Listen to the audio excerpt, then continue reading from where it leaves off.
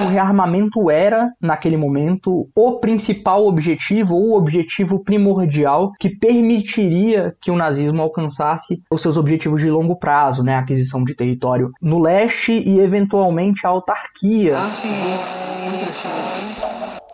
Você está ouvindo o História FM.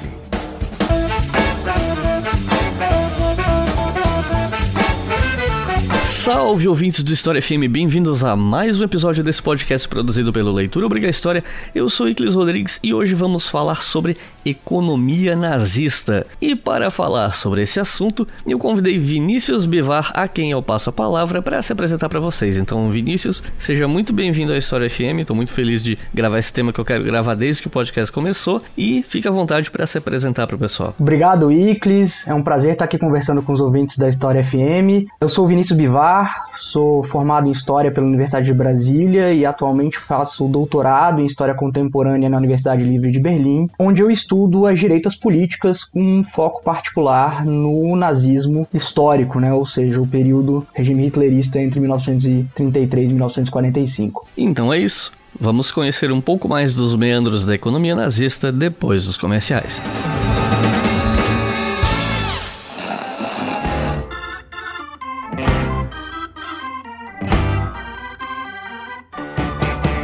E aí pessoal, tudo bem com vocês? Hoje é rapidinho, hoje é só para lembrar vocês da nossa campanha no Apoia-se e para avisar quem tá chegando agora, quem tá conhecendo o História FM por esse episódio, que nós temos uma campanha no Apoia-se que financia o História FM. E o endereço dessa campanha, caso você queira apoiar, é apoia.se/obrigahistoria. Com R$2 por mês, você não só ajuda a manter o podcast no ar, como tem o seu nome lido aqui quando você é novo apoiador, você tem acesso ao mural com as novidades, os spoilers dos episódios futuros e por aí vai. Enfim, qualquer novidade no meu trabalho eu acabo postando lá pra vocês. E se você puder colaborar com R$5 por mês, via cartão ou boleto, você pode ouvir os episódios do História FM com antecedência. Então, às vezes acontece de o episódio sair numa sexta, num sábado, e por um acaso você tem uma prova na segunda-feira sobre o tema do episódio. Se coincidir de acontecer uma coisa assim, você pode ouvir o episódio antes e estudar pra prova antes. Você vai fazer uma viagem no fim de semana e tá querendo alguma coisa pra ouvir no caminho, você consegue baixar o episódio com antecedência. Então, quer ouvir antes? É só apoiar com R$5 por mês ou mais em apoia.se/obrigahistoria. E os nossos novos apoiadores e apoiadoras são Carmen Aguiar, João Rezende, Marcos Rolim, Paulo Rodrigues,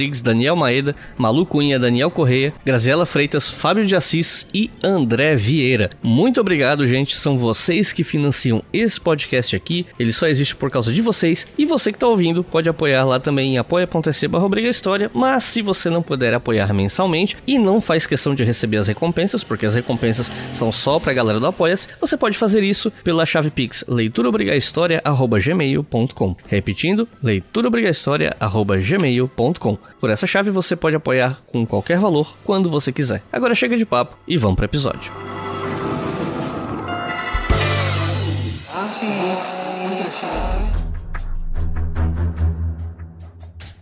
Antes de começar a falar sobre economia durante o período nazista, eu acho que a gente precisa falar um pouco sobre o que veio antes, né, para contextualizar tudo isso e tal. E aí eu acho que a gente pode falar um pouco sobre a República de Weimar, né, que para quem tá ouvindo e não sabe, é o apelido que se dá a esse governo alemão anterior ao nazismo, né, estabelecido depois da Primeira Guerra Mundial e tal. E existe uma ideia de que a Alemanha era uma potência industrial por ela ser sede de algumas empresas industriais grandes, né, no cenário mundial, como a Krupp, a Siemens, a IG Farben, mas na verdade o padrão de vida dos alemães era modesto até, né. A base desse episódio aqui, para quem tá ouvindo e não conhece, é o livro O Preço da Destruição, do Adam Tooze, que eu recomendo que todo mundo leia. Nesse livro, o Adam Tooze, ele fala que a renda nacional per capita da Alemanha na época era comparável às rendas do Irã e da África do Sul hoje, né? O país ali estava cheio de dívidas porque ele foi considerado o principal responsável pela Primeira Guerra Mundial, foi condenado a indenizar os países vencedores, né? E para piorar, em 1923 o país passou por um período de hiperinflação. Então, eu queria pedir para você explicar pra gente o que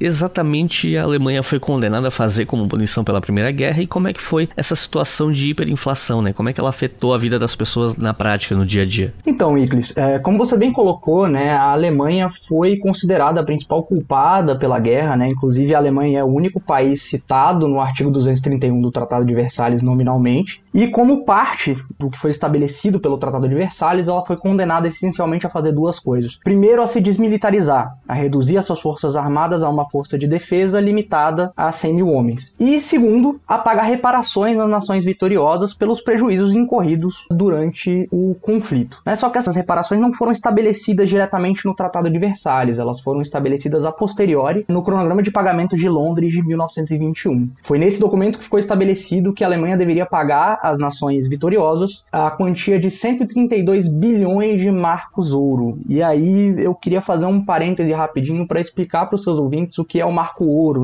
Essa é uma das questões que causa bastante confusão quando a gente fala sobre esse período e sobre questões de reparação de maneira geral. A Alemanha, a partir de 1914, como uma forma de se financiar para o esforço de guerra que viria, ela abandona o padrão ouro e desvaloriza a sua moeda. Então, como forma de prevenir que a Alemanha se utilizasse desse artifício para facilitar o pagamento das reparações, a dívida, então, ela é denominada em marcos ouro, ou seja, ela é estabelecida a partir do pré-1914, Essa conversão do marco em aproximadamente 0,3 grama de ouro, que vigorava até 1914, quando a Alemanha fazia parte do padrão ouro, Então, esse foi um dos aspectos primordiais para a gente entender, Isso equivalia, na época, a mais ou menos 33 bilhões de dólares, Só para o ouvinte ter uma ideia, isso seria aproximadamente hoje 600 bilhões de dólares, é um valor bastante considerável, Só para referência, seria maior que o PIB de países como a Suécia, a Polônia, a Bélgica, mas a Alemanha não necessariamente deveria pagar esse valor na sua totalidade. O que ficou estabelecido a partir desse cronograma de pagamento é a emissão de títulos de dívida alemães em 3 categorias, as categorias A, B e C, sendo que dessas categorias, as duas primeiras, as categorias A e B, no valor de aproximadamente 12,5 bilhões de dólares, eram de pagamento obrigatório. Essas sim deveriam ser pagas de qualquer maneira. Porém, os bondes de categoria C, esses títulos do Tesouro de categoria C, eles não necessariamente deveriam ter pagos, eles eram condicionados à capacidade de pagamento da Alemanha e também não incidiam juros sobre o valor desses títulos, Então isso é uma questão importante. Havia aí uma certa condicionalidade que permitia que,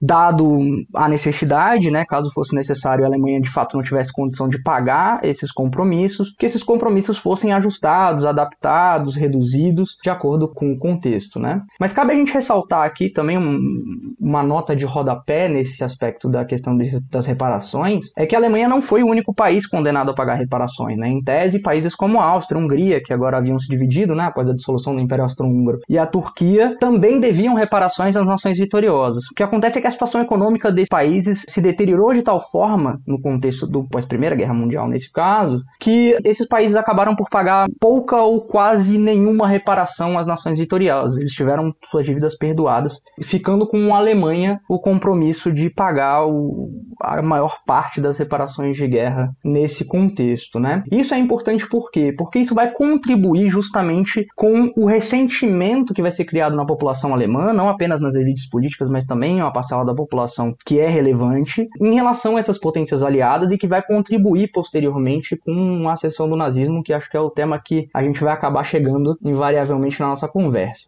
Então, isso dito, eu passo para a segunda parte da sua pergunta sobre a hiperinflação.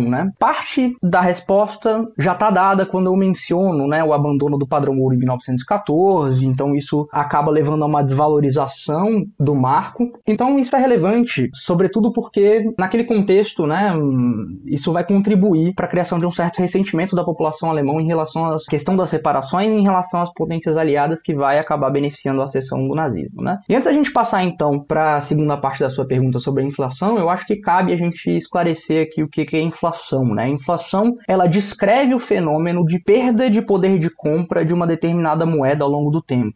Então geralmente a gente fala de uma perda de valor generalizada da moeda em relação aos bens e serviços que a população deseja consumir. E no contexto da República de Weimar, inclusive já mencionei isso na primeira parte da resposta, a desconexão ou a saída da Alemanha do padrão ouro vai contribuir para uma desvalorização inicial já no contexto da Primeira Guerra Mundial do marco, mas que vai se agravar no contexto da década de 20 e, sobretudo, a partir de 1923, devido à questão das reparações. Importante a gente ressaltar que essas reparações elas deviam ser pagas da seguinte forma: em bens, sobretudo matéria-prima, o carvão vai ser muito utilizado como meio de pagamento de reparações, sobretudo para a França naquele contexto, ou moeda estrangeira, justamente para evitar aquilo que a gente citou quando a gente estava falando um pouquinho sobre o que é o marco ouro, que é a desvalorização do marco de papel, ou seja, do papel moeda que era utilizado para fazer transações domesticamente na Alemanha, e que isso fosse utilizado, né, justamente para evitar que isso fosse utilizado como uma forma de evitar o pagamento da dívida tal qual ela tinha sido estabelecida no cronograma de pagamento de Londres, né? Então, para evitar essa desvalorização do marco, o impacto disso no valor que seria pago em última instância, ou na capacidade de compra que essa moeda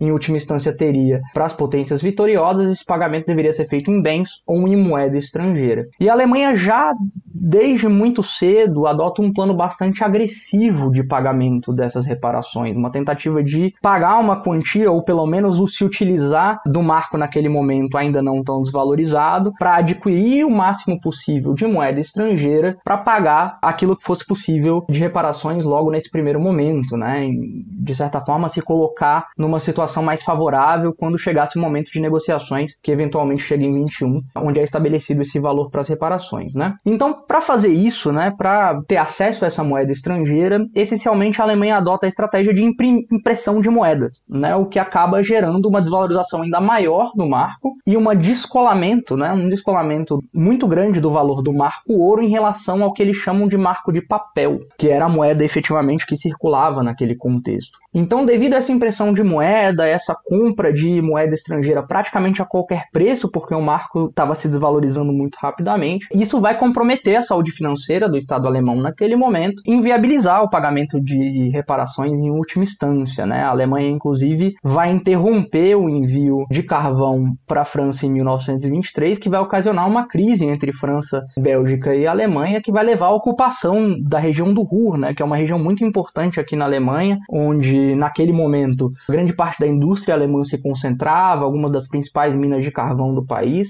Então esse vai ser um evento que também vai contribuir, né, esse conjunto de eventos, na verdade, é o que vai levar a essa desvalorização massiva do marco alemão a partir de 1923 e levar a uma escalada, né, vertiginosa da dívida alemã, denominada não em marcos de papel e sim em marcos ouro, né? Só para o ouvinte ter uma ideia, e aí eu concluo essa parte da minha resposta, em novembro de 1918, né, o preço do pão, o pão custava essencialmente um marco. Em novembro de 1922, esse valor já tinha subido para 163 marcos. Em novembro de 1923, pico do ciclo inflacionário alemão, esse valor chegaria a 200 bilhões de marcos de papel. Só a título de referência também, por exemplo, em termos de salário, eu não tenho os dados aqui dos salários nominais dos trabalhadores alemães, mas em termos reais, a perda de capacidade de compra do salário dos trabalhadores alemães, por exemplo, dos ferroviários, chegou a 50%, dos mineiros chegou a 30%.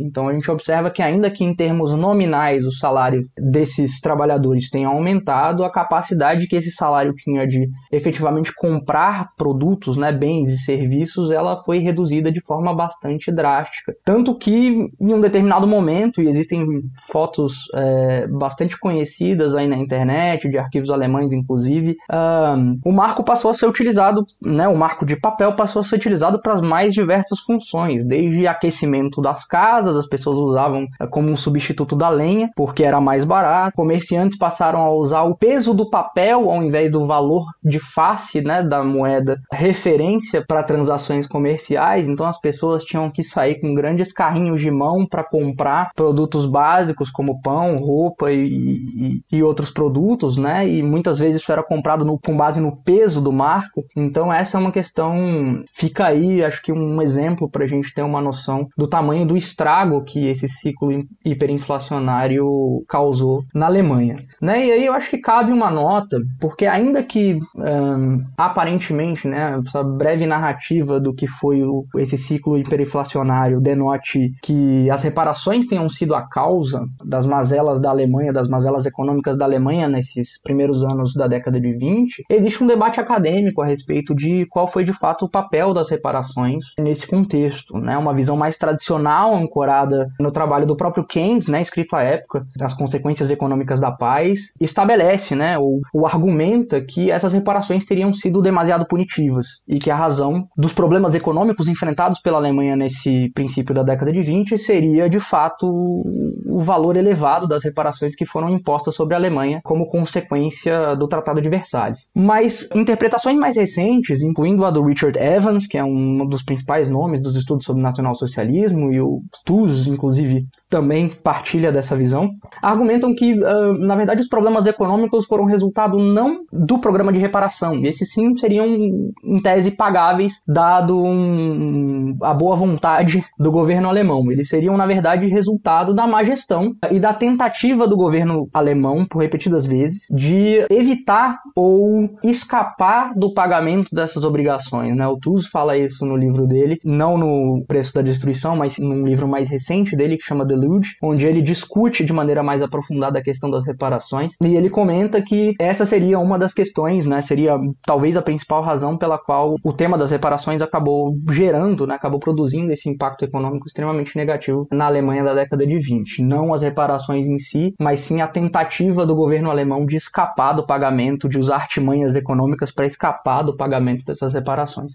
A economia alemã se recuperou desse baque da hiperinflação nos anos que se seguiram, né? Só que a coisa voltou a degringolar com a crise de 29, a Grande Depressão e tal. Nessa época, as extremas direitas pelo mundo aproveitaram dessa situação para atacar democracias liberais. Muitos golpes militares aconteceram pelo mundo nesse período. Inclusive, Hobsbawm fala disso no Era dos Extremos e tal. E essa extrema direita militarista parecia bem popular em muitos lugares, né? Isso acabou gradativamente levando Hitler ao poder, ainda que não pela via eleitoral, como algumas pessoas pensam, né? E aí eu queria saber como é que a crise de 29 e essa Grande Depressão afetaram a Alemanha e influenciaram a chegada de Hitler ao poder. Então, o impacto da crise de 29 sobre a Alemanha foi devastador, né?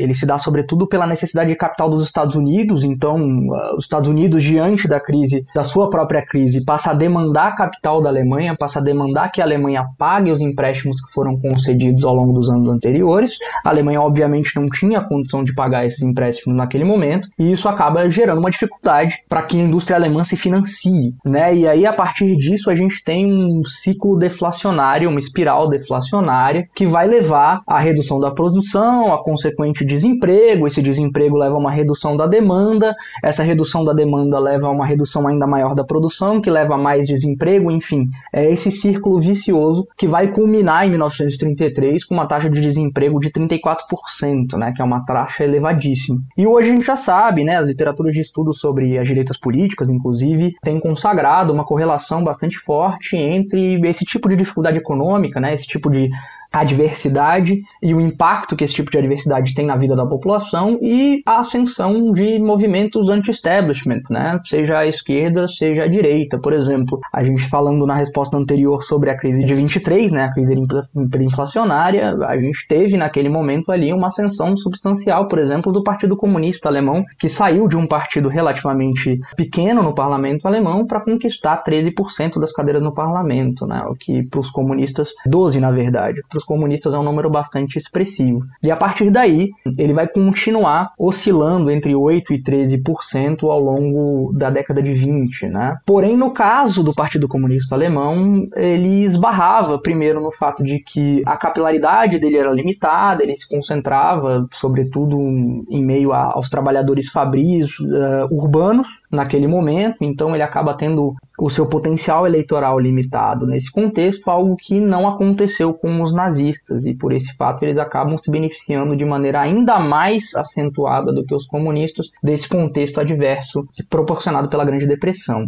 Aliado ao fato, a toda a instabilidade econômica e todas as questões que derivam dessa crise financeira, a gente ainda tem um contexto de instabilidade política profunda, né? A gente tem uma perda de potencial eleitoral por parte do Partido Social Democrata, que foi o partido que basicamente governou durante toda a República de Weimar. Esse partido, a partir de 1929, ele perde força e perde a capacidade também de formar maioria no parlamento, que gera uma situação onde constantemente o presidente alemão, o Paul von Hindenburg, né, que é um marechal, alguém bastante conhecido, um herói de guerra, um herói da Primeira Guerra Mundial, é constantemente requisitado que ele conceda ao chanceler autoridades excepcionais estabelecidas pelo artigo 48 da Constituição de Weimar para que o chanceler na prática governe por decreto, né, se utilizando do poder do presidente. E em alguns casos, nem isso vai ser suficiente para que o governo se mantenha e haverá necessidade de novamente dissolver o parlamento e convocar novas eleições, né? Então a Alemanha vai passar, a partir de 1929, por uma série de ciclos eleitorais, inclusive alguns no mesmo ano, devido a essa incapacidade, né, essa fragmentação do parlamento alemão e essa incapacidade dos governos, dos partidos de formarem maioria,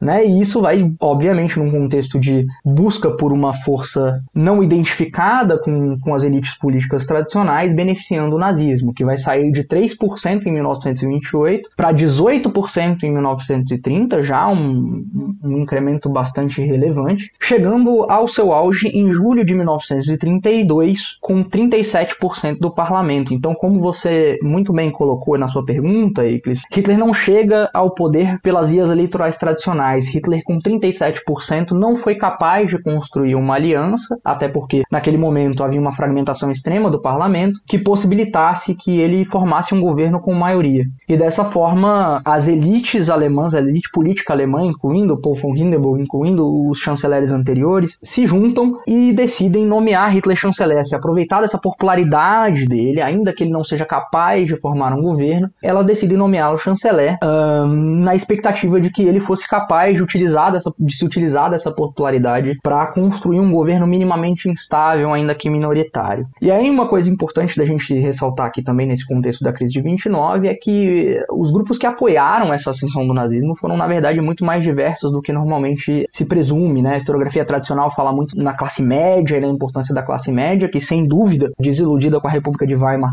contribuiu com a ascensão do nazismo, mas obviamente que também os industriais foram muito importantes, né? Sobretudo no financiamento do partido ali na reta final. O receio do comunismo era muito presente nessa elite econômica alemã naquele momento e contribuiu em grande medida para que eles se engajassem politicamente em prol do partido nazista naquele momento, mas também os trabalhadores das áreas rurais, tanto os proprietários, pequenos proprietários de terra, quanto os trabalhadores rurais, que também apoiaram o nazismo naquele momento, embalados pelo discurso nacionalista, pelo antissemitismo que era corrente na sociedade alemã naquele momento, não só na sociedade alemã, mas também em larga medida na sociedade alemã. Então é nesse contexto, né, incorporando esses elementos, que a crise de 29 vai contribuir com a ascensão do nazismo em 1933, com a ascensão de Hitler ao poder em 1933. For the second time in the lives of most of us, we are at war. Assim como aconteceu na Itália, a burguesia alemã, os industriais e até mesmo liberais apoiaram Hitler, como você inclusive comentou agora, apesar de em geral eles não morrerem de amores por Hitler de um ponto de vista ideológico, né? A gente já gravou aqui um episódio no História FM sobre a Itália fascista. Nesse episódio o professor João Fábio Bertonha comentou sobre como o medo da esquerda, né? O medo do caso que a direita tinha da esquerda e a vontade de conseguir benefícios contra sindicatos, arroxos salariais e outras formas de precarização do trabalho fizeram com que Mussolini fosse abraçado por esses setores da Itália. E isso aconteceu na Alemanha também, né? Para eles, era melhor um chanceler disposto a destruir a esquerda alemã e o que sobrou do estado de bem-estar social que se tentou emplacar na República de Weimar do que qualquer coisa minimamente à esquerda. E aí nós tivemos uma nova legislação trabalhista em 1934.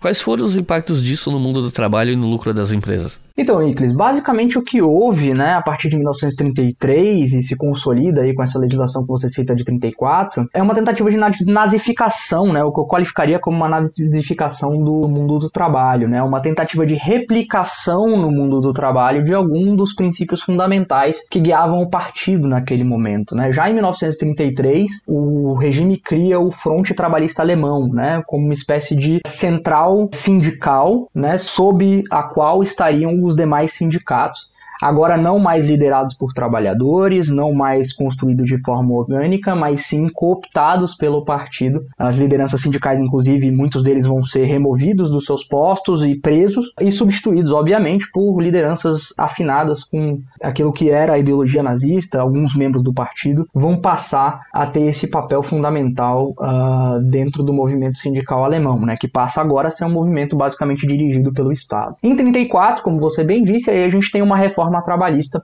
mais profunda, onde existe uma tentativa de replicar né, o princípio do líder, né, o Führerprinzip, para o mundo do trabalho, e é estabelecida a figura do líder de fábrica, né? Eu acho que esse é um aspecto bastante interessante dessa reforma, pois o líder de fábrica era essencialmente o dono daquela fábrica, né? Ou seja, o dono daquela fábrica ou alguém designado por ele, que agora, do ponto de vista legal, possuía plenos poderes para, por exemplo, fixar um salário mínimo ou garantir a harmonia entre os trabalhadores, o que quer dizer muitas vezes reprimir potenciais descontentamentos ou gerenciar da maneira que fosse mais conveniente eventuais descontentamentos ou eventuais tentativas de greve que passaram a ser criminalizadas, né? Então, essa reforma nesse sentido ela é bastante importante porque ela estabelece de maneira muito mais estrita, né, continuando o que tinha sido criado em 1933, com essa tendência de controle por parte do dono da fábrica e por parte do próprio regime do trabalhador, né? E aí, a partir de 35, isso se aprofunda ainda mais com a criação do serviço do trabalho do Reich, né, que era uma espécie de serviço obrigatório que jovens de ambos os sexos, entre 18 e 25 anos, deveriam praticar antes de irem efetivamente para o serviço militar, né? Eles deveriam ficar nesse serviço de trabalho do Reich por pelo menos 6 meses antes de se alistarem para o exército. Isso, na verdade, é uma adaptação, né, de uma organização que foi criada, na verdade, antes do regime nazista, em 31, para reduzir o impacto do desemprego, né? Então, faz parte dessa estratégia mais ampla de ataque ao desemprego do regime, mas que ganhou um componente obrigatório, né? Em 31, esse serviço era voluntário, em 35, ele passa a ser obrigatório, e ele incorpora o elemento ideológico, ele incorpora a doutrinação nazista como uma das suas premissas, né? Então a gente tem aí uma sequência de reformas ao longo de 33, 34 e 35 que de certa forma busca adequar o mundo do trabalho ao que seria a hierarquização ou a fundamentação do princípio de liderança que orientava o partido naquele momento, né? Sobre a ótica do lucro das empresas, obviamente que isso acaba sendo benéfico, né? A gente tem um caso emblemático da Krupp, que entre 33 e 34 vê o seu lucro mais do que dobrar, né? Foi um período extremamente, esse período entre 33 e 35 e depois, mais uma vez, em 37, a gente tem 2 períodos onde a gente tem uma expansão significativa do lucro das empresas, e isso se dá por diversas razões, mas entre elas, essa capacidade que foi construída pelo regime ao longo desses 3 primeiros anos de controle social do mundo do trabalho, né? A capacidade, inclusive, de limitar salários, de manter os salários baixos devido à competitividade ou à disponibilidade de mão de obra gratuita, e também, aliado a isso, obviamente a gente não pode esquecer, a expansão do sistema de campos de concentração, né? O trabalho escravo ele vai ser utilizado ao longo de todo o regime, obviamente que com mais intensidade a partir de 1941, quando se estabelece o sistema de campos de extermínio, e a gente vai efetivamente ter o sistema de campos contribuindo de maneira bastante clara e evidente para o esforço de guerra alemão naquele momento, né? Então é importante a gente frisar essas duas coisas. A gente tem o benefício, por um lado, da questão da própria manutenção dos salários baixos devido a esse controle social, mas a gente tem também a questão dos campos cumprindo um papel relevante na disponibilidade de mão de obra que a indústria alemã tinha naquele momento. O Adam Tooze, né, nesse livro que eu já mencionei aqui, ele argumenta também que a relação entre o governo alemão e os industriais na época era de, segundo ele, autoritarismo doméstico e liberalismo internacional. O que ele quer dizer exatamente com essa classificação? É muito curioso, Wickles, porque nessa passagem ele faz uma espécie de síntese de um dos argumentos que ele levanta no livro, né? Ele argumenta que internamente a economia alemã se baseava numa política autoritária, que a associação dos industriais do Reich não era muito interessada na dinâmica da política parlamentar e que via com bons olhos a existência de um regime autoritário que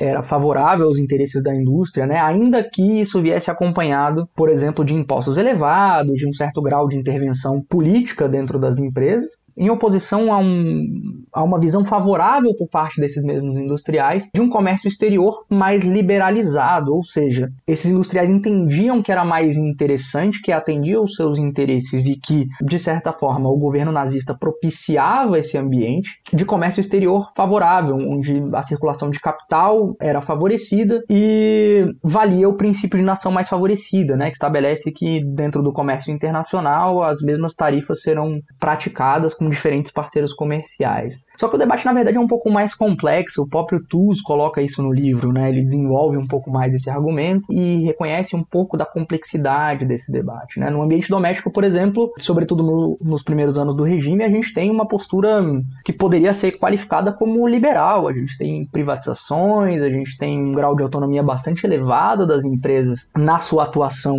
dentro da Alemanha, né, na sua atuação doméstica, desde que essa atuação não entre em confronto ou não entre em choque com o que eram os princípios fundamentais do regime, né, a política de rearmamento, a questão racial, enfim. Desde que não houvesse um choque com algum princípio fundamental defendido pelo regime, as empresas tinham um grau bastante elevado de autonomia. E do ponto de vista externo, também a situação não era tão liberal como talvez o TUS faça crer nessa passagem, já que a indústria se beneficiou bastante do comércio de compensação, né, que foi estabelecido ali a partir de 1934, com o novo plano do ministro das Finanças do Hitler, o Hjalmar Schacht. Ele estabelece que, basicamente, a partir de novos acordos a serem firmados, e o Brasil é um dos países que firmou um desses acordos de compensação com a Alemanha, o comércio se daria através de marcos depositados em nome desse outro país ou dessa outra empresa que estaria comerciando com a Alemanha na própria Alemanha como crédito para compra de produtos alemães. Dessa forma, a Alemanha garantia que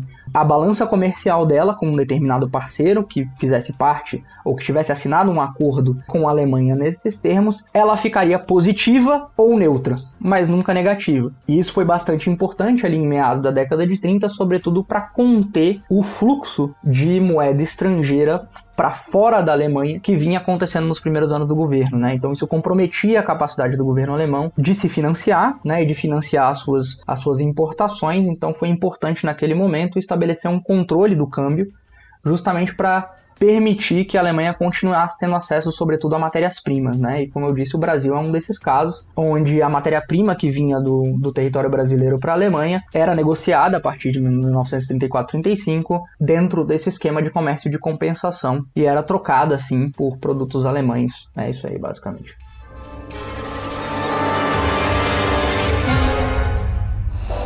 Você está ouvindo o História FM.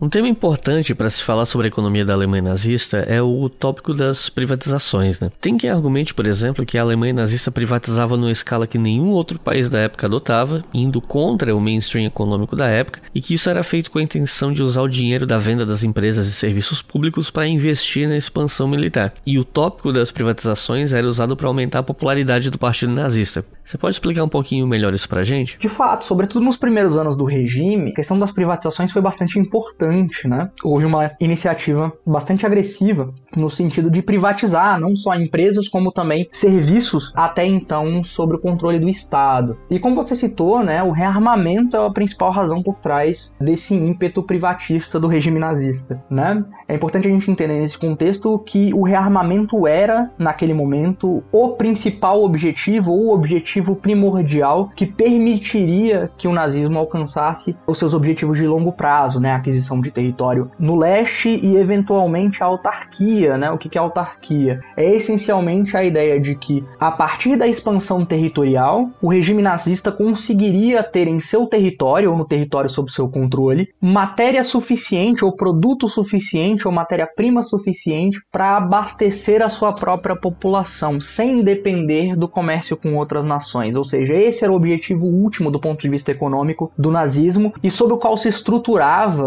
a noção de espaço vital, né? A noção de Lebensraum. Se estruturava justamente nessa ideia de que a partir da expansão territorial, Hitler conseguiria ter sob seu controle matérias-primas, produtos, alimentos em quantidade suficiente para alimentar a população alemã, e é entendida num contexto bastante restrito, né? A gente está falando de alemães arianos que se encaixam dentro daquilo que o nazismo pregava como o ideal racial, não é? Então não havia menor preocupação, por exemplo, com as populações dos territórios ocupados ou nada do tipo. Então, nesse sentido, para atingir esse objetivo, o primeiro passo e o passo primordial era rearmar a Alemanha. Então, a questão das privatizações cumpre esse duplo objetivo, né? Primeiro, cobrir parte do déficit, né? A Alemanha vai gastar boa parte do que era produzido no país naquele momento, né? Mais de 20, quase 30% do PIB em rearmamento. E essa autonomia que é conferida à iniciativa privada, né? Alguns autores, inclusive, argumentam que existia também um aspecto social darwinista, né? Que Hitler encorajaria o empreendedorismo por entender que o empreendedorismo seria uma manifestação o empreendedor bem-sucedido seria uma manifestação da sua pureza racial, né? Eu não sou particularmente dos historiadores que compartilha dessa visão, mas alguns colegas citam essa possibilidade como também uma das razões pelas quais o Hitler incentivou a privatização e incentivou a propriedade privada nesse primeiro momento. Só que essa era uma autonomia, obviamente, compensada pela regulação e pela interferência política. Então o Hitler mantinha uma sintonia fina entre permitir e conferir autonomia a organizações privadas, ao mesmo tempo em que controlava a regulamentação e interferia politicamente, ainda nem sempre de forma direta, no sentido de fazer com que essas empresas atendessem às necessidades e aos objetivos que ele havia estabelecido para a economia. Então, os industriais naquele momento, havia necessidade de que os industriais navegassem esse ambiente político, né? Não era simplesmente uma questão de um laissez-faire econômico ou de um liberalismo absoluto, e sim havia a necessidade de que esses industriais navegassem a política nazista e tivessem boas relações com o alto escalão do regime, para que obtivessem, por exemplo, linhas de crédito do governo para concessões para obras públicas, entre outros benefícios, sem falar na questão da não interferência, né? Na medida em que, como eu já citei, as empresas não se miscuíssem naquilo que era considerado prioridade pelo regime e não atrapalhassem os objetivos do regime, sobretudo, não havia interesse por parte do regime em intervir de forma muito direta no funcionamento das empresas e na propriedade privada. Quando o assunto é Alemanha nazista, muita gente gosta de enfatizar que, apesar dos problemas, do autoritarismo, da violência ideológica, a economia alemã teria bombado, a qualidade de vida da maior parte da população melhorou também. E o Adam Tooze, ele argumenta no livro dele que a agenda trabalhista não era tão importante assim para Hitler, na verdade, né? E que o foco econômico dele era no rearmamento da Alemanha, na questão da dívida externa do país, no valor da moeda alemã. E aí, baseado na tua leitura do assunto, o que é que você pensa sobre esse argumento, especialmente levando em conta que ele ignora o destino de quem era parte de grupos perseguidos pelos nazistas, né? No caso, o argumento que eu digo, não do Adam Tooze, mas o argumento de que, Hitler era problemático, mas ele melhorou a economia. Melhorou pra quem, né? E os grupos excluídos, né? Tem isso pra se levar em conta, né? Então, eu queria ouvir o que você tem a dizer sobre isso, baseado nas suas leituras e tal. É um excelente ponto, né? Certamente Acho que depende também da base de comparação, né? Certamente, se a base de comparação é o período entre 29 e 33, né, o auge da Grande Depressão, houve um incremento de bem-estar numa parcela não excluída da sociedade alemã, né? Então, como você bem citou, a questão dos ditos inimigos do Reich, né? Judeus, inimigos políticos, os Roma e Sinti, homossexuais, todos esses grupos não participaram ou não foram integrados, e não havia menor interesse em integrá-los, né? Eram tidos como degenerados raciais pelo regime, então não havia o menor interesse em integrá-los nesse incremento de bem-estar que se observou, sobretudo entre 33 e 35, né? Na recuperação da Grande Depressão. Então, se comparar esse período, certamente houve um incremento de bem-estar, né? Houve um investimento massivo em rearmamento, como eu citei na resposta anterior. Cerca de 30% do PIB da Alemanha passou a ser investido na indústria armamentista, que é uma indústria que demanda um grande contingente de trabalhadores, né? Toda a cadeia produtiva de armas, desde a siderurgia até a mineração, é uma cadeia que naquele momento era bastante intensiva do ponto de vista da necessidade de mão de obra. Então isso acaba, obviamente, contribuindo para, por exemplo, uma redução do desemprego, que é um dos indicadores que frequentemente se cita quando se fala nesse milagre econômico, né? Nesse suposto milagre econômico nazista, né? E isso foi complementado também pelo investimento em obras públicas, uma série de outras iniciativas por parte do governo que buscaram minimizar ao máximo o desemprego, né? Então a gente tem a construção das autobans, a gente tem, enfim, a expansão da mineração. Então isso é complementado pelo investimento em obras públicas, né, que garante a empregabilidade de uma parcela significativa da sociedade alemã. A parcela que ainda assim segue desempregada vai ser incluída em programas compulsórios de trabalho, até porque, como eu disse, a partir da reforma de 84, o não trabalho, ou a pessoa que a gente chamaria, o que chamava na época no Brasil, né, de vadiagem, era também considerado crime na Alemanha. Então, as pessoas não tinham necessariamente a opção de não trabalhar, era necessário que elas estivessem envolvidas em algum tipo de atividade produtiva. E se elas não conseguissem se inserir dentro desse contexto de expansão do rearmamento e investimento em obras públicas, elas seriam inseridas de uma outra forma, né? Elas seriam recrutadas para programas de trabalho do governo alemão, como o que eu citei na resposta anterior, que era o serviço de trabalho do Reich. Então, nesse contexto, existe uma queda drástica do desemprego e a gente tem uma parcela significativa da população alemã empregada de alguma maneira. O que acontece aqui, como você bem lembrou, existe uma série de grupos grupos que são excluídos desse processo, né? A gente já citou aqui os inimigos do Reich, mas a gente pode citar também as mulheres, que tiveram uma redução na sua participação no mercado de trabalho significativa nesse período também. Existia uma certa idealização do papel da mulher na sociedade nazista que favorecia que a mulher continuasse em casa, cuidando da família, e, enfim, a ideia tradicional nazista do que seria um ideal feminino ariano, né? Isso vai mudar no contexto da guerra, onde aí sim o trabalho feminino vai voltar a ser necessário, porque a grande maioria dos homens foi recrutada para o esforço de guerra, né? Mas durante esse período de paz, sobretudo, diminui bastante a participação das mulheres no mercado de trabalho, né? E para além disso,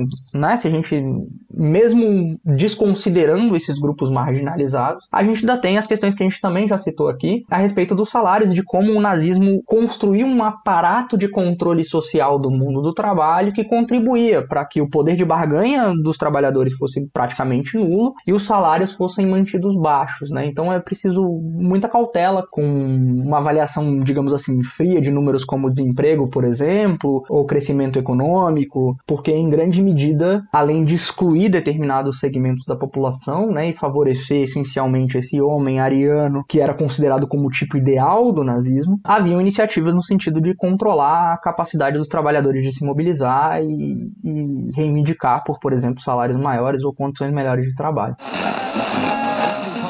Brazil celebrates the 120th anniversary of her independence with a mobilization of manpower ready and determined to fight for that freedom. Hitler tinha uma retórica extremamente anti-esquerda, né? Mas ele também adotava uma postura de crítica ao liberalismo, botando a culpa tanto do comunismo quanto do liberalismo nas costas dos judeus, né? Muito embora ele depois tenha admitido uma proximidade com perspectivas liberais ainda na década de 30, né? Se eu não me engano, tem uma entrevista, eu acho que foi pra Time em 36, em que ele fala sobre isso, né? Uma coisa tipo, a gente podia se chamar Partido Liberal, uma coisa assim. E isso torna essa discussão meio complexa porque ao mesmo tempo que Hitler critica o liberalismo, ele bebe de elementos do liberalismo, né? Inclusive tem um texto relativamente conhecido do Ludwig von Mises, né? Que ele fala que preferir o nazismo ao liberalismo seria um erro fatal. Mas ele admitia que o nazismo, isso eu não lembro se é no mesmo texto, mas que o nazismo era mais desejável do que a esquerda e chegou a afirmar uma vez que havia liberalismo no fascismo o suficiente para que o nazismo aos poucos se reformasse, né? Aquela coisa de que as instituições vão domar dele. Eu tô tentando lembrar onde foi que eu ouvi isso antes, né? Mas enfim, de acordo com o que você leu, o que você acha dessa relação de amor e ódio que Hitler tinha com o liberalismo, de às vezes se aproximar e às vezes se afastar? É muito curioso, né? Porque eu acho que esse é um dos aspectos talvez mais incompreendidos no debate público sobre o posicionamento nazista em relação a conceitos que hoje fazem parte ainda mais do debate público do que faziam talvez há uma década, né? Liberalismo, socialismo, comunismo, enfim, são todos conceitos que estão presentes em alguma medida em escritos, em discursos do Hitler da década de 30, mas que com significados muitas vezes muito diferentes dos significados que são utilizados de forma corrente hoje no debate público, né? O próprio conceito de liberalismo, ele é utilizado de uma forma bastante diversa, né? No sentido de liberalismo econômico, no sentido de preferência pela propriedade privada, por exemplo, nós poderíamos argumentar que durante os primeiros anos, sobretudo, o regime nazista foi um regime com traços liberais, um regime que intervia relativamente pouco, um regime que privatizou boa parte dos serviços públicos que existiam durante a República de Weimar, como a gente já citou aqui na nossa conversa. Mas liberalismo para o Hitler também tinha um outro significado, e um outro significado que não era tão desejável, né? Um significado que o Hitler associava à democracia, associava ao individualismo, ao iluminismo, ao sistema financeiro internacional. Esses são todos elementos que, por exemplo, no Mein Kampf, o Hitler utiliza para descrever o que ele chama de liberalismo. E esse liberalismo, especificamente, que ele descreve no Mein Kampf, ele é intimamente associado, na visão de mundo do Hitler, ao judeu. Portanto, ele tem imediatamente uma conotação negativa, né, dentro da cosmovisão racial que o Hitler defende no Mein Kampf e nos seus discursos posteriores também, né? Então, nesse sentido, a gente precisa primeiro entender de que liberalismo a gente está falando e como esses dois diferentes liberalismos dialogam dentro dessa visão de mundo hitlerista, para que a gente possa estabelecer uma avaliação a respeito de qual seria a posição do Hitler em relação ao liberalismo. E nesse sentido é muito curioso porque choca muitas pessoas a existência dessa ambiguidade, né? Quando se fala em democracia, individualismo, iluminismo, sistema financeiro internacional, muitas pessoas tendem a associar com o conceito de liberalismo ligado a, por exemplo, a propriedade privada, ligado a, por exemplo, outros aspectos que o regime nazista incorporou dentro do seu pensamento econômico, né? Mas para Hitler e para os principais ideólogos nazistas que o cercavam, não havia contradição entre essas coisas. Era possível rejeitar a parcela democrática, individualista, iluminista do liberalismo, sem que necessariamente isso representasse uma opção pelo comunismo, pelo socialismo, por algum tipo de forma de marxismo, que são outros conceitos, e esses sim que o Hitler abominava ainda com mais força. Então, nesse sentido, para a gente entender qual é a relação que o Hitler tinha com o liberalismo, a gente precisa se descolar de uma definição totalista de liberalismo, né, que incorpora todos esses elementos e os junta numa caixinha, e precisa entender que, nesse momento, Hitler entendia o liberalismo expressado por meio, por exemplo, da propriedade privada, como algo desejável, enquanto outros aspectos que hoje se associam ao liberalismo eram vistos como indesejáveis e associados ao judaísmo, né? Tinham esse tom antissemita que era absolutamente central no pensamento hitlerista, né? Então, mesmo quando se fala, por exemplo, algo que também é recorrente nos debates a respeito do Partido Nazista, sobretudo hoje em dia, né? Que mas o partido se chama Partido Nacional Socialista. Muito bem, mas o conceito de socialismo que se fala, inclusive o conceito de nacional-socialismo, que esse é um conceito não divisível, né? Ele é um conceito em si. A ideia de nacional-socialismo, ela não existe enquanto um conceito separado, né? Não existe o nacional e o socialismo. Para Hitler e para os ideólogos que fundamentaram o pensamento nazista, essas duas coisas só poderiam existir unidas. A separação do conceito de socialismo do conceito de nacional implicaria, a ideologia marxista implicaria uma associação com o marxismo que era absolutamente abominada por parte dos ideólogos nazistas. Mas não havia contradição sobre a ótica de Hitler e sobre a ótica dos principais ideólogos nazistas entre nacional-socialismo e anticomunismo. Não havia uma contradição entre esses dois termos, eles são perfeitamente compatíveis dentro da visão de mundo manifesta pelos nazistas, da mesma forma que não havia contradição entre, por exemplo, a defesa da propriedade privada e a condenação da democracia, do individualismo e do iluminismo como manifestações do judaísmo internacional que deveriam ser combatidas. Então, para a gente entender como funciona essa dinâmica, a gente precisa se desvincular de visões totalizantes sobre esses conceitos, né? Dessas caixinhas que normalmente compõem o que se entende por liberalismo e socialismo no debate público atual, e entender como os ideólogos nazistas naquele momento, e o Hitler em particular, entendiam esses conceitos. Hitler tinha uma concepção de que a história era a luta por recursos e sobrevivências, onde os mais fortes subjugam os mais fracos, né? Essa premissa guiava muito do que ele vendia como solução para os problemas da Alemanha, porque o país não ficasse à mercê dos outros, ele tinha que ser forte, tinha que investir pesado em armamento, em expandir as forças armadas do país, o que contrariava, né, os resultados do Tratado de Versalhes. E o Adam Tooze, ele argumenta que o programa de armamento do Terceiro Reich foi a mais ampla transferência de recursos empreendida por um Estado capitalista em tempos de paz. O problema é que esse modelo tinha limites. Hitler chegou a um ponto em que os recursos do Estado alemão não davam mais conta de expandir militarmente o país, e a guerra expansionista que ele previa para a década de 40 não podia esperar mais. Ele tinha que aproveitar a pequena vantagem militar que ele tinha em relação a alguns países dos arredores, né? Aproveitar o momento. Isso fez com que ele começasse a guerra já em 1939, apesar do Adam Tooze insistir que o plano é que a guerra começasse só na década de 40, né? Então, eu queria entender melhor qual é o cálculo econômico por trás dessa decisão, do porquê que esse modelo econômico chegou no limite ali, entende? Não sei se a minha pergunta tá clara, mas a Alemanha tava se expandindo,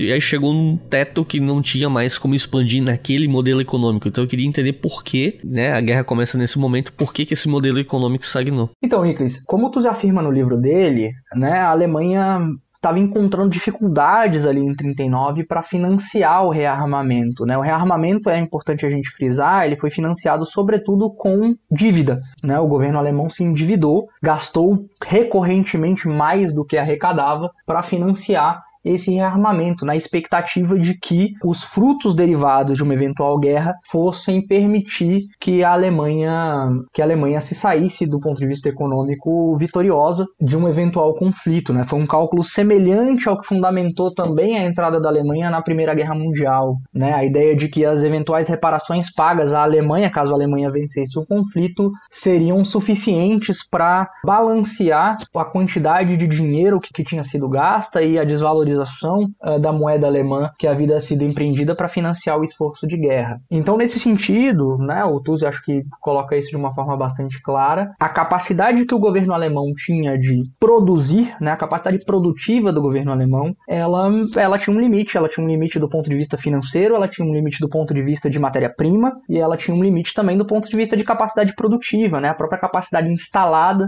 que a Alemanha tinha naquele momento, ela era suficiente para produzir uma determinada quantidade de armamento, de tanques, de aviões e, enfim, de equipamento de guerra de maneira geral, né? Então, nesse sentido, o racional econômico talvez seja essa limitação que a Alemanha encontrava naquele momento para escalar ainda mais para além do que havia sido feito, que foi de uma magnitude estrondosa, como o Tuzzi mesmo afirma, de forma a, de fato, ter uma vantagem material decisiva sobre as outras potências, né? Sobre uma potencial aliança que envolvesse, por exemplo, França, Inglaterra e Estados Unidos. Nesse momento, o Tuzzi inclusive menciona isso também no livro, que é um ponto interessante, né? O Hitler já havia abandonado alguma das convicções que ele havia desenvolvido ao longo da década de 20, né? No segundo livro, que ele faz reflexões mais aprofundadas sobre relações internacionais e sobre qual seria a posição de outros países em relação à Alemanha nesse eventual conflito racial que inevitavelmente emergiria, ele contava com a aliança, por exemplo, da Grã-Bretanha, né? Contava que a Inglaterra seria uma aliada da Alemanha nesse conflito por espaço vital e pela superioridade racial que o Hitler visava empreender. E isso claramente não era o que o Hitler via do ponto de vista político. Estava bastante claro que a Inglaterra estaria do outro lado da guerra, né? Então, nesse sentido, e diante dessas limitações econômicas que o Tuzzi muito bem coloca, Hitler enxerga que aquele momento era uma janela de oportunidade para uma eventual investida sobre a Polônia, porque pelo menos um conflito de proporções menores, né? A Polônia tinha um exército bastante enxuto naquele momento, a Alemanha já tinha desenvolvido uma capacidade militar que seria suficiente para subjugar a Polônia caso um conflito eclodisse. Pelo menos nesse sentido, né, o cálculo econômico faria sentido, uma conquista da Polônia parecia viável, ainda que naquele momento Hitler já vislumbrasse que uma aliança internacional traria significativas dificuldades para ele, para o esforço de guerra que ele visava empreender. Porém, eu acredito que assim, a principal razão pela qual Hitler resolve desencadear o que acabou se tornando a Segunda Guerra Mundial em 1939, ela não é econômica, né? Ela é mais política, ideológica, e está ligada a essa visão de que prontamente eclodiria um conflito inexorável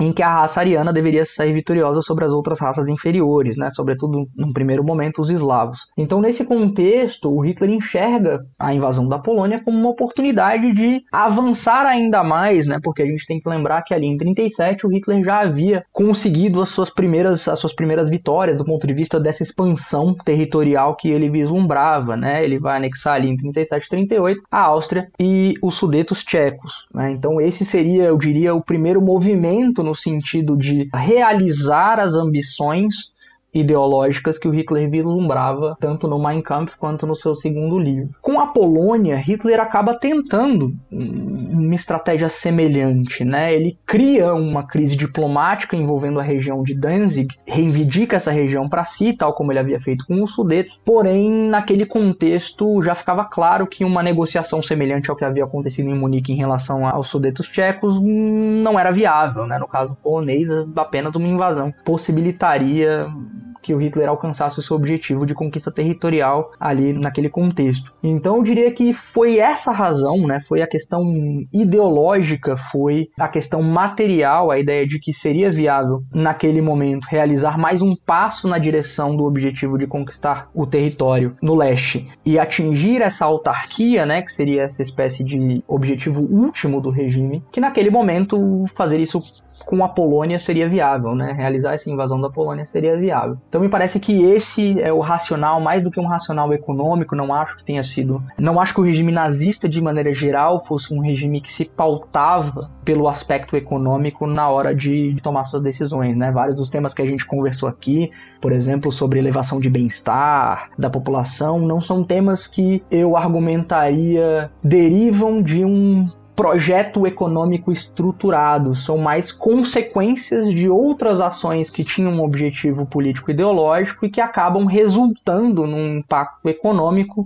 Se comparado a esse período de 29 a 33, a gente pode considerar como um impacto econômico positivo, né? Redução do desemprego, por exemplo, e aumento da capacidade da indústria alemã, né? Então não foram objetivos que foram atingidos por meio de um planejamento econômico estruturado que tivesse esses objetivos como meta, e sim foram consequências de um outro projeto que tinha como objetivo rearmar a Alemanha para, em última instância, levar a Alemanha a um conflito por espaço vital e em busca dessa autarquia, que acabaram rendendo frutos econômicos e não o contrário.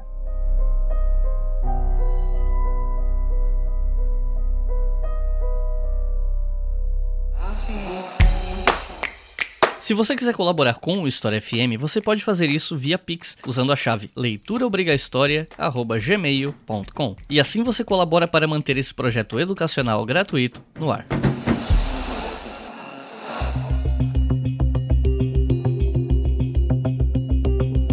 Uma das principais teses do livro do Adam Tooze é que a fragilidade econômica da Alemanha fazia com que o país estivesse fadado ao fracasso na guerra. Ele afirma que a expansão territorial alemã dentro da própria Europa e as agressões iniciais da guerra eram uma resposta às tensões que eram causadas pelo desenvolvimento desigual do capitalismo global, ou seja, como a Alemanha não conseguia alcançar o crescimento absurdo dos Estados Unidos por bem, ia tentar conseguir por mal, né? Então, você consegue explicar um pouco melhor essa tese do Adam Tooze pra gente? Então, Nicolas, eu acho que ela tem relação um pouco com o que eu estava falando na resposta anterior.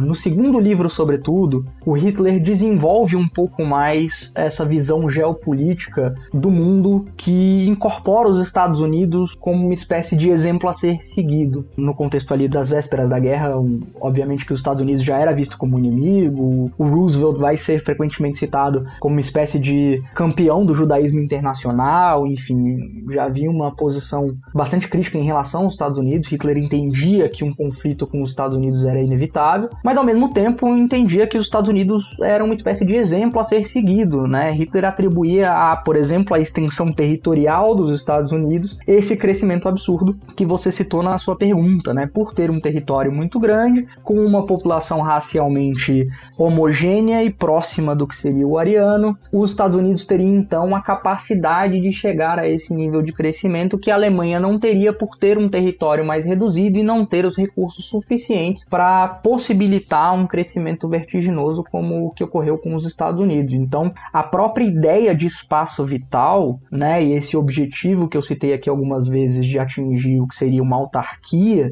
de certa forma tem inspiração na interpretação do próprio Hitler a respeito do que era a economia dos Estados Unidos ou de como os Estados Unidos havia chegado àquele grau de desenvolvimento, né? Então, de maneira muito clara, né, como que eu explico a tese do Tooze nesse sentido, basicamente o Hitler enxergava os Estados Unidos como um modelo no seguinte sentido: por ter uma extensão territorial muito grande, os Estados Unidos tinham então recursos suficientes para prover para a sua população e devido a esse fato, tinha a capacidade de crescer economicamente, sendo esse o objetivo da Alemanha, né? Mas para isso a Alemanha precisaria então conquistar território, expandir-se para o leste sobretudo, para que ela tivesse aí sim uma extensão territorial significativa, acesso a recursos suficientes para que fosse garantido o sustento, como o próprio Tooze coloca, né, da sua população, entendida aí novamente, né? Sempre que a gente fala em população nesse contexto, a gente está falando de um grupo muito restrito, tido como racialmente puro pelo Hitler e pelos ideólogos do nazismo, né? Então, nesse contexto, a gente está falando de um grupo bastante mais restrito do que simplesmente todas as pessoas que viviam na Alemanha naquele momento. Então, seria basicamente isso. É uma ideia que o Tooze extrai desse segundo livro do Hitler, onde ele faz uma reflexão mais aprofundada sobre os Estados Unidos e coloca os Estados Unidos como uma espécie de modelo para essa expansão que a Alemanha viria a executar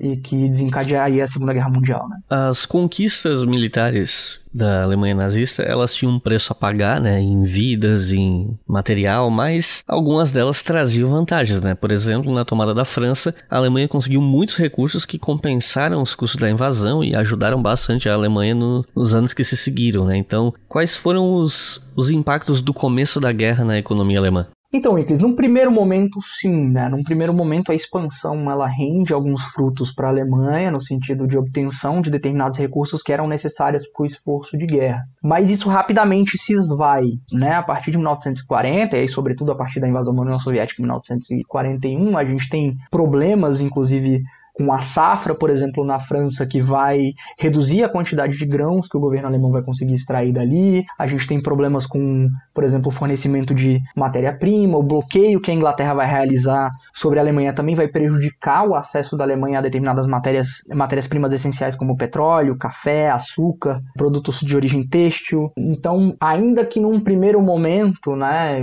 isso tenha beneficiado a Alemanha, esses recursos tenham sido importantes, muito rapidamente, por uma série de circunstâncias, né, climáticas, da própria guerra, essa vantagem ela vai se esvair e a Alemanha vai acabar numa situação bastante delicada, sobretudo a partir da invasão da União Soviética. A Alemanha se vê numa situação bastante delicada, né? Não só do ponto de vista de matéria-prima, mas como também de moral das tropas que já não estavam no seu auge depois de terem sido derrotadas em Stalingrado, né? Então, esse é um contexto importante, eu acho que é importante chamar atenção, né, para esse ganho de recursos inicialmente, mas é um ganho que, acho, se não me engano, o Richard Overy é quem desenvolve uma argumentação nesse sentido, né? Um ganho que é efêmero. Ele vai beneficiar a Alemanha no primeiro momento, mas ele rapidamente vai se esvair e a Alemanha vai se encontrar numa situação bastante desfavorável, ainda mais considerando que contava com parceiros que também tinham acesso limitado a recursos, né? E não podiam contribuir com o esforço de guerra alemão da mesma forma que os Estados Unidos podia contribuir, por exemplo, com o esforço de guerra de França e Grã-Bretanha. Um dos tópicos sensíveis quando se fala em economia nazista é o fato de que algumas indústrias alemãs se aproveitaram de trabalho escravo de prisioneiros em campos de concentração para maximizar lucro com os trabalhadores que não recebiam salário e tal, né? E entre essas empresas estavam a Siemens, a IG Farben, enfim. Você pode explicar um pouco melhor pra gente essa questão do trabalho escravo na Segunda Guerra por parte da Alemanha? Então, a partir de 1933, com o estabelecimento dos primeiros campos de concentração, né, o trabalho escravo ele já passa a ser utilizado por parte de algumas empresas que se instalam ali ao redor do campo de concentração de Dachau, que foi o primeiro campo de concentração construído pelos nazistas. Esse sistema de campos ele se expande ao longo da década de 30, né, durante os tempos de paz, sobretudo dentro da Alemanha, mas a partir do início da guerra ele é complementado por um sistema de campos de extermínio que é construído majoritariamente fora da Alemanha. E aí sim você tem empresas, por exemplo, você citou o exemplo da IG Farben, que é uma indústria química que, por exemplo, ficou bastante conhecida por se instalar em torno do campo de concentração de Auschwitz. E nesse caso, ela cumpria uma dupla função. Por um lado, os prisioneiros possibilitavam, né, o trabalho escravo desses prisioneiros possibilitava que a IG Farben maximizasse os seus custos e reduzisse os seus custos com o trabalho, né? E por outro lado, ele cumpria uma função para o regime, que era de exterminar o principal inimigo político do regime, que era o judeu, né? O campo de concentração de Auschwitz, ele foi um campo utilizado majoritariamente para o extermínio de judeus, e nesse sentido, ele também contribuía com o esforço de extermínio do regime nazista por meio do trabalho. Não que não houvesse mortes de trabalhadores em campos de concentração antes do início do Holocausto e do estabelecimento dos campos de extermínio, mas a partir do estabelecimento desses campos, a morte passa a ser também um fim do trabalho escravo, né? Então isso é muito importante a gente entender. Existe uma virada a partir, sobretudo, de 1940 a 1941, onde o trabalho escravo é entendido não apenas como um meio de reduzir custos para as empresas alemãs e contribuir com o esforço de rearmamento, mas também como parte do projeto de extermínio do regime nazista, sobretudo dos judeus. Tell our enemies that they may take our lives, but they'll never take our freedom!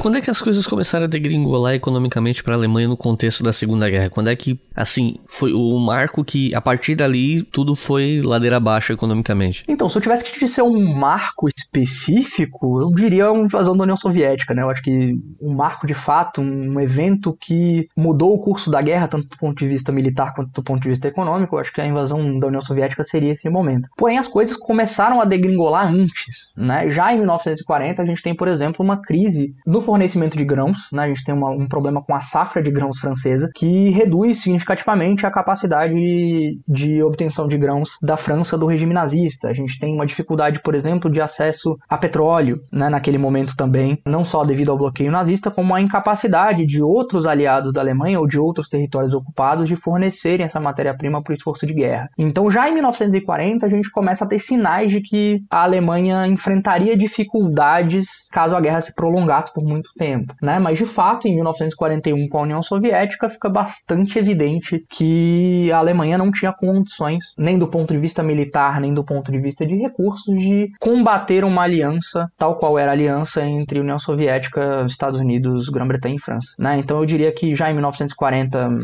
fica evidente, nós começamos a observar sinais de que a Alemanha pode enfrentar dificuldades, mas a partir de 1941, com a invasão da União Soviética, isso ficou absolutamente evidente. Para terminar, eu queria te perguntar sobre o legado econômico do regime nazista para a Alemanha do pós-guerra, ou para as Alemanhas, né? Se a gente levar em consideração que o país foi dividido entre a Alemanha Ocidental e Oriental, né? Enfim, o que você teria a falar sobre isso? Não só o legado econômico da Alemanha, mas, se tu achar pertinente, sobre as consequências econômicas para essas duas Alemanhas, levando em conta que elas ficaram de lados diferentes da Guerra Fria, né? Sim, olha, do ponto de vista econômico, né, o que a gente pode falar sobre a consequência para as Alemanhas no pós-guerra é essencialmente que existe um certo grau de continuidade, né? Várias das empresas que são empresas que hoje são nomes conhecidos, né? Você citou a Siemens, por exemplo, na pergunta anterior, mas a gente tem empresas como a BMW, empresas como o Deutsche Bank, a gente tem empresas conhecidas, grandes empresas, a própria Volkswagen, que são empresas que têm a sua origem ou que se beneficiaram de forma expressiva do regime nazista, né? E mantiveram esse poderio, mantiveram essa hegemonia no contexto do pós-guerra, né? Em parte, vários dos grandes conglomerados que existem hoje na Alemanha são fruto em maior ou menor grau dos benefícios que colheram durante esse período em que foram muito ajudados pelo Estado alemão, né? Então, nesse sentido, inclusive, as próprias elites econômicas da Alemanha, né, têm um perfil muito mais discreto do que as elites econômicas de muitos países, porque existe uma associação óbvia entre as fortunas de algumas das famílias mais ricas da Alemanha e o período nazista. Então, existe uma certa continuidade que não pode ser ignorada em relação ao período nazista e que, de certa forma, impactou de maneira decisiva, sobretudo a Alemanha Ocidental, né? Quando a gente fala Alemanha Ocidental, a gente tem, enfim, boa parte dessas empresas está sediada no que era a Alemanha Ocidental naquele momento, e a Alemanha Oriental, essencialmente, vai seguir um caminho muito diverso, né? Que vai conduzir a outros problemas, como, por exemplo, uma discrepância em termos de desenvolvimento econômico, a percepção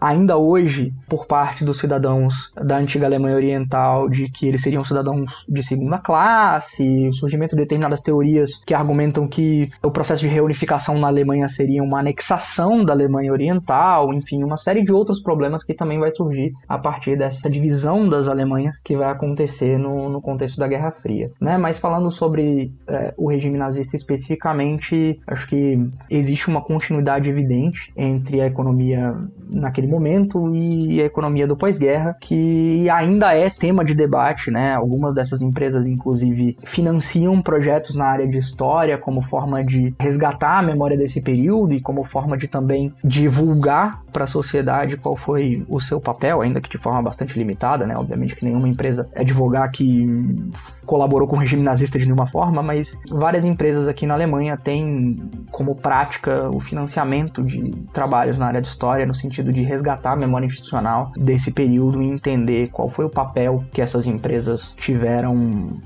durante a década de 30, né? Então, nesse sentido, eu acho que é bastante importante que esse tipo de trabalho seja feito. Eu acho que é um trabalho que, ainda que exista um esforço, como eu mencionei, por parte das empresas de fazer, seria muito importante que historiadores profissionais também se debruçassem sobre esses documentos, participassem desse tipo de projeto, para que a gente tivesse efetivamente uma visão mais clara e mais independente do que foi a atuação de várias das empresas que hoje são gigantes alemãs durante esse período.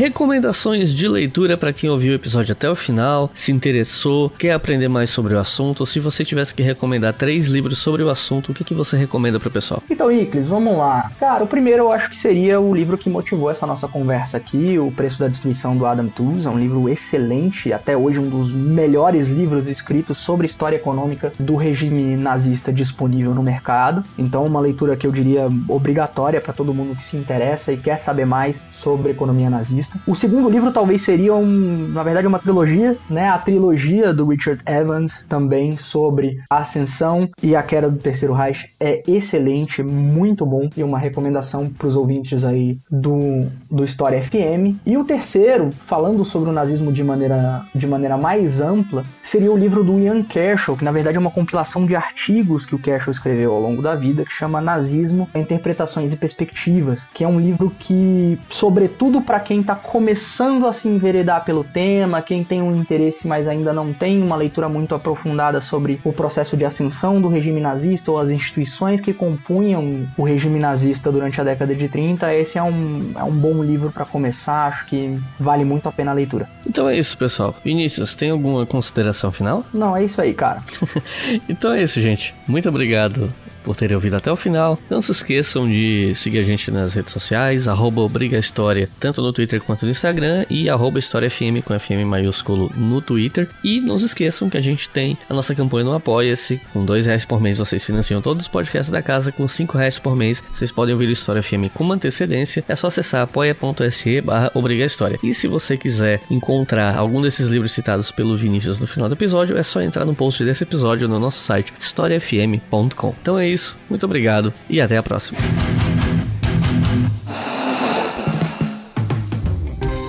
Este podcast foi financiado por nossos colaboradores no Apoia-se.